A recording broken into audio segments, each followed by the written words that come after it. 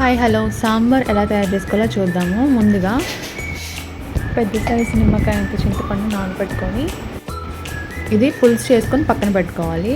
అలాగే కందిపప్పు కొంచెం పెసరపప్పు వేసుకొని ఉడకబెట్టుకొని పక్కన పెట్టుకోవాలి.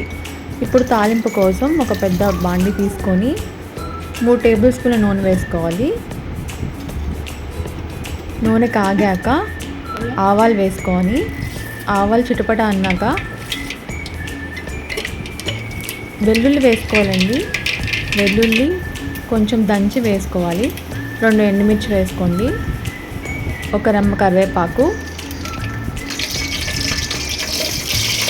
2 ఉల్లిపాయలు, 2 పచ్చిమిర్చి చీలిక చేసుకొని వేసుకోండి.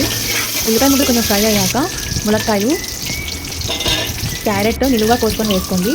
సొరకాయ ముక్కలు, వంకాయ ముక్కలు 2 వంకాయలతో సరిపోతుంది. 2 టమాటా ఇవన్నీ వేయడానికి కొంచెం ఉప్పు వేసుకొని మనం అవన్నీ కూడా మగ్గించాలండి. కొంచెం పసుపు కూడా వేసుకోండి, ఒక చిటికెడు. ఇవన్నీ కూడా మనకి 80% కుక్ అయిపోవాలండి, బాగా ఉడికిపోవాలి. కూరగాయలు మనం ఏమైనా వేసుకోవచ్చండి. ముల్లంగి, తీపి గుమ్మడికాయ, క్యాప్సికమ్ ఏమైనా వేసుకోవచ్చు. మూత పెట్టేసుకుని ఉడికించుకోవాలి. అది ఉడికేలోపు మనం చింతపండు రసంలో 2 స్పూన్లు సాంబార్ పొడి, 1.5 స్పూను కారం వేసుకోవాలండి. ఇవన్నీ కూడా గడ్డలు లేకుండా కలుపుకోవాలి.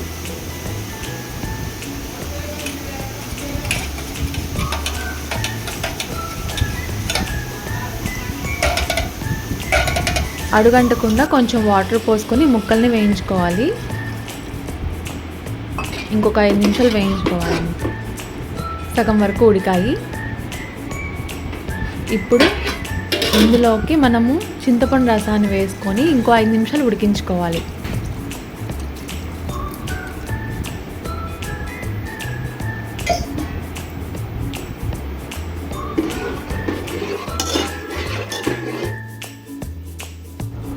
కూరగాయలన్నీ కూడా బాగా మగ్గాక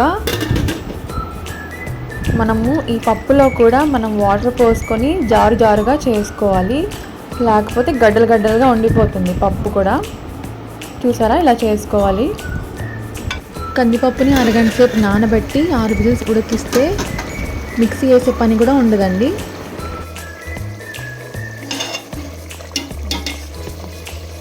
ముక్కలన్నీ కూడా బాగా మగ్గాయి కదండి. ఇప్పుడు ఇందులోకి పప్పు నీళ్ళు వేసుకోవాలి.